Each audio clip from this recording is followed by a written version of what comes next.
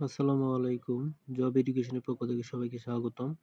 আজকে আমি ৩২ ও ৩৫তম বিসিএস এ আসা একটি গুরুত্বপূর্ণ অঙ্ক নিয়ে উপস্থিত হয়েছি। অঙ্কটি হলো, টাকায় ৩টি করে আম ক্রয় করে টাকায় ২টি করে বিক্রয় করলে শতকরা কত লাভ হবে?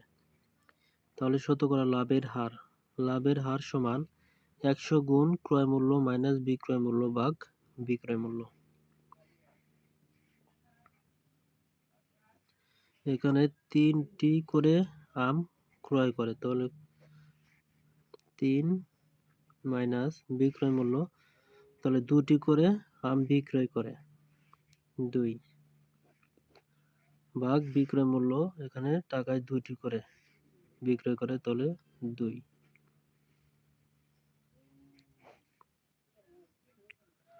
এখন ২ থেকে ১ বাদ দিলে হয় ১ ভাগ ২।